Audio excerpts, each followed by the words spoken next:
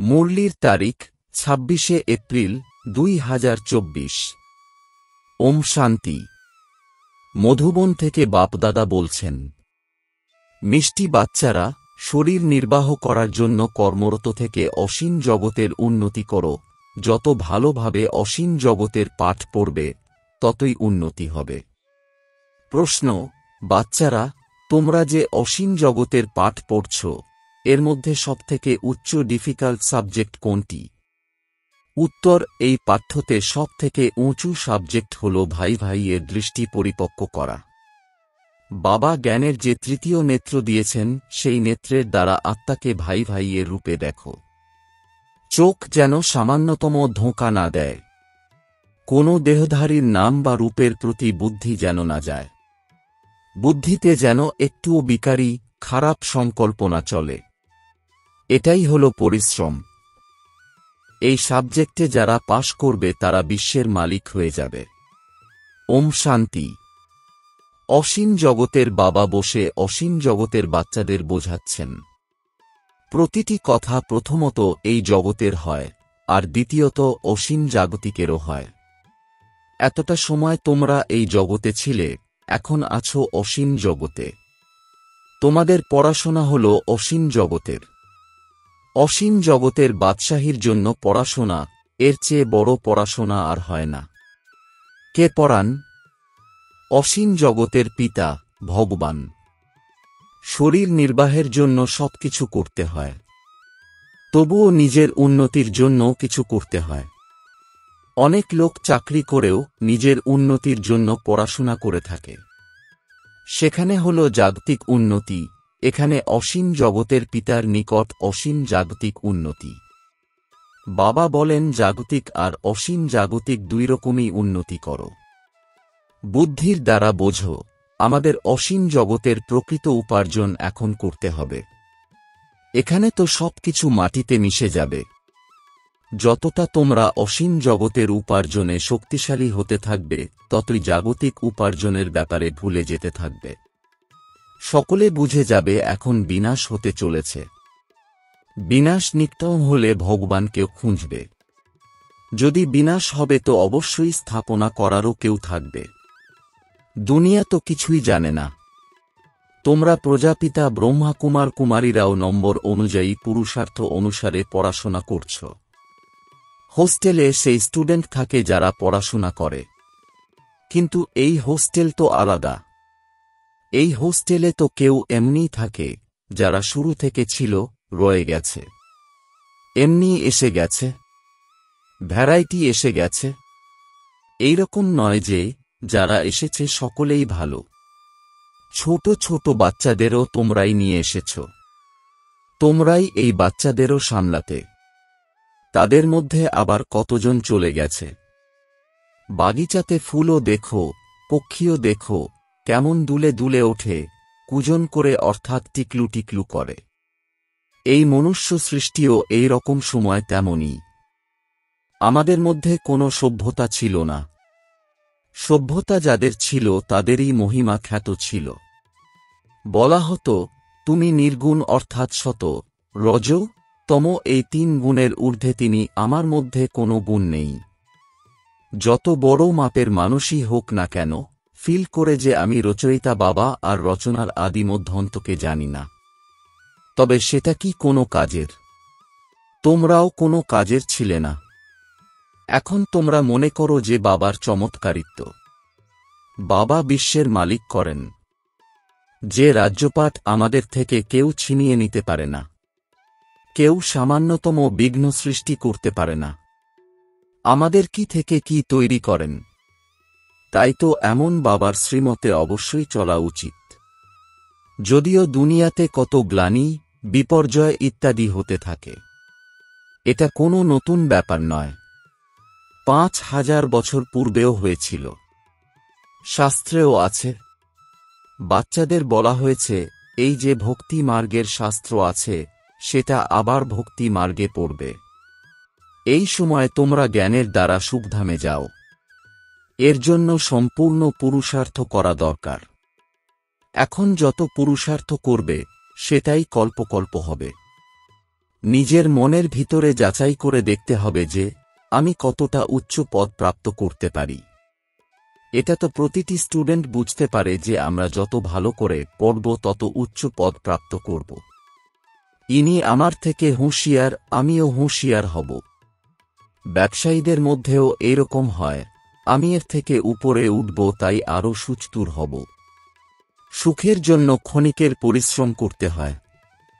বাবা বলেন, মিষ্টি মিষ্টি বাচ্চারা, আমি তোমাদের কত বড় বাবা।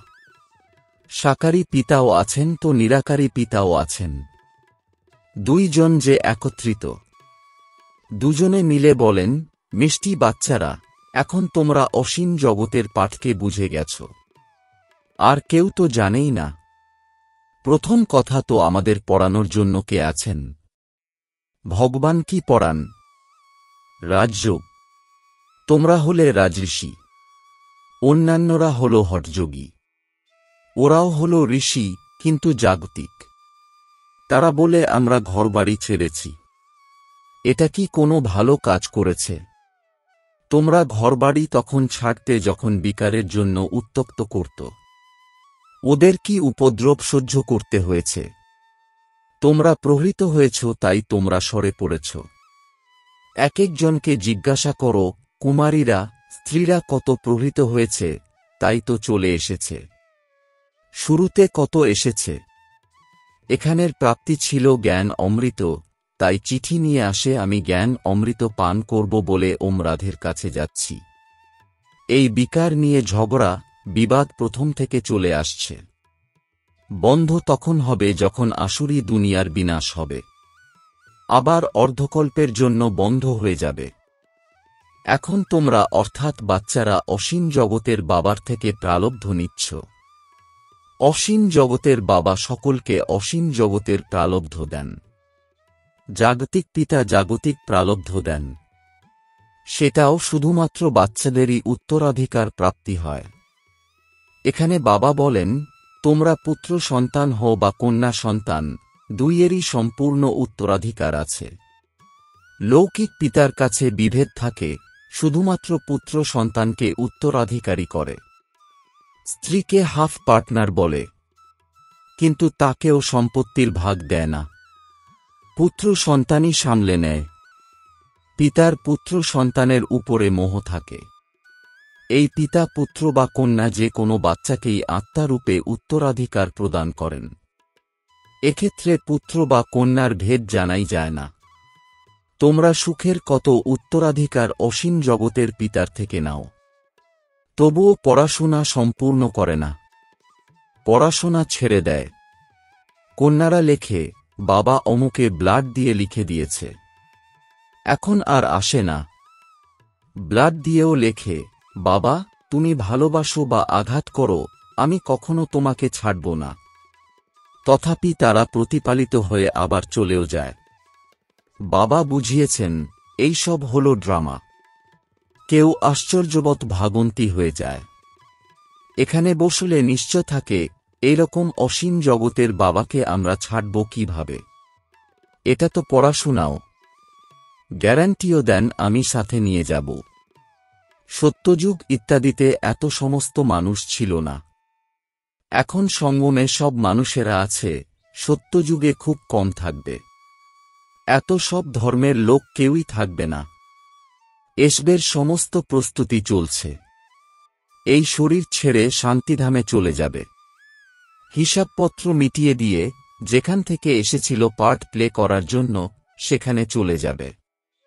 ওটা তো হলো ঘণ্টা দুয়েকের নাটক, এ হলো অসীম জগতের নাটক। তোমরা জানো যে আমরা ওই ঘরের বাসিন্দা এবং সেই এক বাবার সন্তান। থাকার জায়গা হল নির্বাণধাম, যা বাণীর ওপারে। সেখানে শব্দ হয় না। মানুষ মনে করে ব্রহ্মতে লীন হয়ে যায়। বাবা বলেন আত্মা হল অবিনাশী, এর কোনো বিনাশ হতে পারে না। কত জীব আত্মারা আছে। অবিনাশী আত্মা জীব অর্থাৎ শরীর দ্বারা পার্ট প্লে করে। সব আত্মারা ড্রামার অ্যাক্টার্স। থাকার জায়গা হল ব্রহ্মাণ্ড, সেটা হল গৃহ। আত্মা ডিম্বাকৃতি দেখায়। ওখানে ওই ব্রহ্মাণ্ডে অনেক থাকার জায়গা আছে। প্রতিটি কথাকে ভালোভাবে বুঝতে হবে। না বুঝলে আরও এগিয়ে গেলে নিজেই বুঝে যাবে, যদি শুনতে থাকো তবেই। ছেড়ে দিলে আবার কিছুই বুঝতে পারবে না। বাচ্চারা, তোমরা জানো এই পুরানো দুনিয়া শেষ হয়ে নতুন দুনিয়ার স্থাপনা হয়। বাবা বলেন কাল তোমরা বিশ্বের মালিক ছিলে, এখন আবার তোমরা বিশ্বের মালিক হতে এসেছ। দান আছে না যে, বাবা আমাদের ঐরকম মালিক করেন যেটা কেউ আমাদের থেকে ছিনিয়ে নিতে পারে না। আকাশ, জমি ইত্যাদির উপর আমাদের অধিকার থাকে। এই দুনিয়াতে দেখো কি কি আছে। সকলেই সাথী হয় নিঃস্বার্থে। ওখানে তো ঐরকম হয় না। যেমন লৌকিক পিতা বাচ্চাকে অর্থাৎ পুত্রকে বলে, এই ধন সম্পত্তি সবকিছু তোমাকে দিয়ে যাচ্ছি, এসব ভালোভাবে সামলিও। অসীম জগতের পিতাও বলেন তোমাদের ধন সম্পদ সবকিছু দিয়ে দিচ্ছি। তোমরা আমাকে ডেকেছ, বলেছ পবিত্র দুনিয়াতে নিয়ে চলো, তো অবশ্যই পবিত্র করে তুলে বিশ্বের মালিক করব। বাবা কত যুক্তি দ্বারা বোঝান। এর নামই হল সহজ জ্ঞান আর যোগ। সেকেন্ডের ব্যাপার। সেকেন্ডে মুক্তি, জীবন মুক্তি। তোমাদের এখন কত দূরদর্শী হয়ে গেছে। এই চিন্তনই চলতে থাকে যে আমরা অসীম জগতের পিতার দ্বারা পড়াশোনা করছি। আমরা নিজেদের জন্য রাজ্য স্থাপন করছি, তো সেখানে আমরা কেন উচ্চ পদ প্রাপ্ত করব না? কম কেন পাব? রাজধানী স্থাপন হচ্ছে, সেখানেও কত প্রকার লোক থাকবে। অনেক দাসদাসী থাকবে, তারাও অনেক সুখে থাকবে। একসাথে মহলে থাকবে, বাচ্চা ইত্যাদি সামলাবে, কত সুখী হবে। শুধু নামেই দাসদাসী। যা রাজারানী খায় সেটাই দাসদাসীও খায়। প্রজারা পায় না, দাসদাসীদেরও অনেক সম্মান, কিন্তু তার মধ্যেও নম্বর অনুযায়ী। বাচ্চারা, তোমরা সমস্ত বিশ্বের মালিক হচ্ছ। দাসদাসীরা তো এখানেও রাজাদের কাছে থাকে। প্রিন্সেসের যখন সভা অনুষ্ঠিত হয়, নিজেদের মধ্যে সাক্ষাৎ হয়, তখন তারা মুকুট পরিহিতা, ফুলে সজ্জিত থাকে। তার মধ্যেও একজনের তো আরও ভীষণ শোভনীয় সভা অনুষ্ঠিত হয়। সেখানে রানীরা বসে না, তারা পর্দার আড়ালে থাকে। এই সব কথা বাবা বোঝান। ওনাকে তোমরা প্রাণদাতাও বলো, জীবন দান যিনি দেন, অকালে মৃত্যুর হাত থেকে যিনি বাঁচান। ওখানে মরণের চিন্তা হয় না। এখানে কত চিন্তা থাকে। সামান্যতম কিছু হলে ডাক্তারকে ডাকে, যেন মরে না যাই। সেখানে ভয়ের ব্যাপার নেই।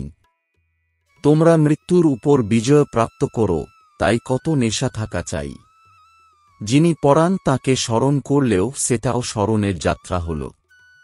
পিতা টিচার সদ্গুরুকে স্মরণ করলে সেটাও ঠিক আছে, যত শ্রীমতে চলবে, মনসা বাচা কর্মনাতে পবিত্র হবে। বুদ্ধিতে বিকারী সংকল্প যেন না আসে। সেটা তখন হবে যখন ভাই ভাই মনে করব। বোন ভাই মনে করলেও অপবিত্রতা এসে যায়। সর্বাধিক ধোঁকা দেয় এই চোখ, তাই বাবা তৃতীয় নেত্র দিয়েছেন, আর তার দ্বারা নিজেকে আত্মা মনে করে ভাই ভাইয়ের রূপে সকলকে দেখো। একে বলা হয় জ্ঞানের তৃতীয় নেত্র। বোন ভাইও ফেল হয়, তাই দ্বিতীয় যুক্তি বেরিয়ে আসে, নিজেদেরকে ভাই ভাই মনে করো। খুব পরিশ্রমের সাবজেক্ট যেমন থাকে, কোনোটা খুব কঠিন সাবজেক্ট হয়। এ হল পড়াশোনা, এতেও উচ্চ সাবজেক্ট আছে, তোমরা কারোরই নাম রূপে আটকে পড়তে পারো না। অনেক বড় পরীক্ষা। বিশ্বের মালিক হতে হবে। মুখ্য কথা বাবা বলেন, ভাই ভাই মনে করো। তাই বাচ্চাদের এত পুরুষার্থ করা চাই। কিন্তু চলতে চলতে কতজন ট্রেটার হয়ে পড়ে। এখানেও ঐরকম হয়। ভালো ভালো বাচ্চাদেরও মায়া নিজের করে নেয়। তখন বাবা বলেন আমাকে পৃথকও করে দেয়, ডিভোর্সও দিয়ে দেয়। বাবাকে ছেড়ে দেওয়া বাচ্চা অন্য বাবার হয়ে যায়, আর ডিভোর্স স্ত্রী অন্য স্বামীর হয়। বাবা বলেন আমার দুটোই মেলে। ভালো ভালো কন্যারাও ডিভোর্স দিয়ে গিয়ে রাবণের হয়ে যায়। ওয়ান্ডারফুল খেলা তো। মায়া কি না করে দেয়? বাবা বলেন, মায়া খুব কড়া। কথায় আছে, হাতিকে বড় কুমিরে খেয়েছে। অনেক গাফিলতি করে বসে। বাবার সাথে বেয়াদবি করলে মায়া কাঁচা খেয়ে নেয়। মায়া এমনই যে কাউকে কাউকে একদম ধরে নেয়। আচ্ছা, বাচ্চাদের কত শুনিয়েছি, কত শোনাব। মুখ্য ব্যাপার হল অল্ফ।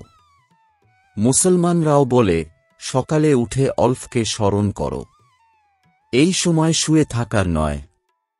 এই উপায়েই বিকর্ম বিনাশ হয়, আর কোনো উপায় নেই। বাবা তোমাদের অর্থাৎ বাচ্চাদের সাথে কত বিশ্বস্ত। কখনো তোমাদের ছাড়বে না। এসেছেনই শুধরে দিয়ে সাথে নিয়ে যেতে। স্মরণের যাত্রার দ্বারাই তোমরা তমপ্রধান হবে। ওইদিকে জমা হতে থাকবে। বাবা বলেন, নিজের হিসাব রাখো, কতটা স্মরণ করছো, কতটা সার্ভিস করছো। ব্যবসায়ীরা লোকসান দেখলে সাবধান হয়ে যায়। লোকসান যেন না হয়। তবে কল্পান্তর লোকসান হবে। আচ্ছা, মিষ্টি মিষ্টি প্রশিক্ষার্থী বাচ্চাদের মাতাপিতা বাপদাদার স্মরণসহ স্নেহসুমন আর সুপ্রভাত। আত্মিক পিতার আত্মিক বাচ্চাদেরকে জানাচ্ছি নমস্কার। ধারণার জন্যে মুখ্য সার। ১. মনোবাণী কর্মে পবিত্র হতে হবে। বুদ্ধিতে বিকারী সংকল্প যেন না আসে, এর জন্য আমরা আত্মারা হলাম ভাই ভাই, এই অভ্যাস করতে হবে। কারোর নাম রূপে আটকে যেও না। ২. বাবা যেমন বিশ্বস্ত, বাচ্চাদের শুধরে দিয়ে সাথে নিয়ে যান, সেই রকম বিশ্বস্ত হতে হবে। কখনো পৃথক হয়েও না বা ডিভোর্স দিও না। বরদান, সদা হালকা হয়ে বাবার নয়নে সমাহিত থাকা সহযোগী ভব। এর বিস্তার, সঙ্গম যুগে যে খুশির খনি প্রাপ্ত হয় তা আর অন্য কোনো যুগে প্রাপ্ত হয় না। এই সময় বাবা আর বাচ্চাদের মিলন হয়, উত্তরাধিকার প্রাপ্ত হয়, বরদান প্রাপ্ত হয়। উত্তরাধিকার বা বরদান নিতে পরিশ্রম করতে হয় না। সেই জন্য তোমাদের টাইটেলই হল সহযোগী। বাপদাদা বাচ্চাদের পরিশ্রম দেখতে পারেন না, বলেন, বাচ্চারা নিজের সব বোঝা বাবাকে দিয়ে নিজেরা হালকা হয়ে যাও। এত হালকা হো যে বাবা নিজের নয়নের উপর বসিয়ে সাথে নিয়ে যেতে পারেন। বাবার সাথে স্নেহের লক্ষণ হল সদা হালকা হয়ে বাবার দৃষ্টির মধ্যে সমাহিত হয়ে যাওয়া। স্লোগান, নেগেটিভ চিন্তা করার রাস্তা বন্ধ করে দাও তো সফলতা স্বরূপ হয়ে যাবে। ওম শান্তি।